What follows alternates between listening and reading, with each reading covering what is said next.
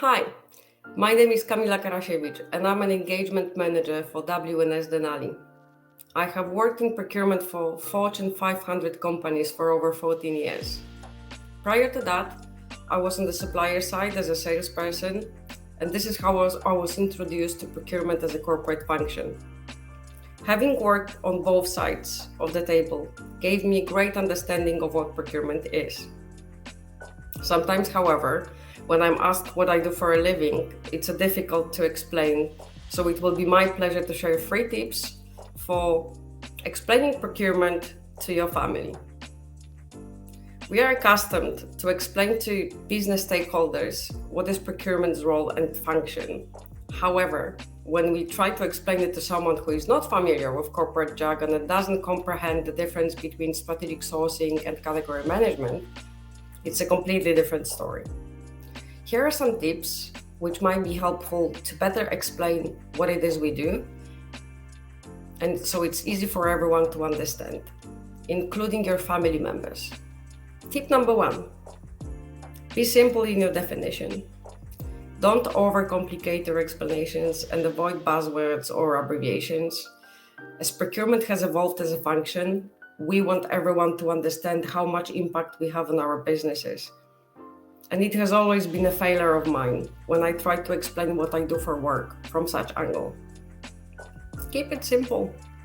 Give an example from real life that they can relate to.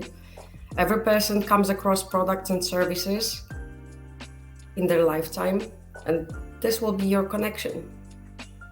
Buying goods and services is what we do at the end of the day. You can also mention contract negotiation, which is also a broadly understood concept. Tip number 2, tell a story. Storytelling is a powerful way to bring a message across in an engaging way. There are simple frameworks around storytelling which come in handy and help bring your story to life, most of which involve placing your audience as the hero of your story, creating a simple action plan to follow, and resultant outcome. Let me share how I eventually explained what procurement is to my father. He was in his 60s when we talked last about what I do for a living. It was already after a few failed attempts in previous years, and I learned my lessons.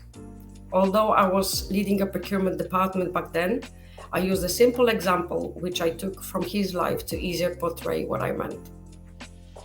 I took products from his kitchen and asked if he knows how those products end up in his local store.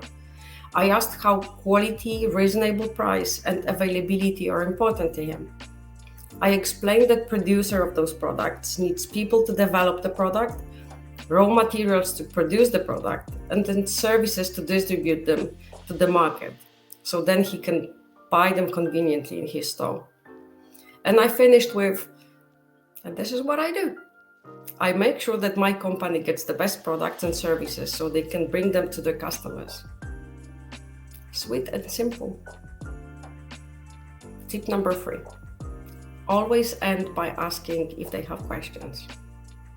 A question is such a great conversation opener, and it's always good to allow for questions. One of many things that you learn in procurement is to not to make assumptions, and this situation is no different. Encourage questions and be patient with explanations. There are no silly questions. And remember tip number 1, keep it simple.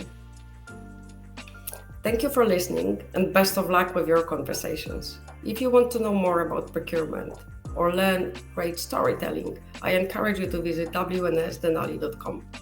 We would love to hear your thoughts and stories, so feel free to share your comments below.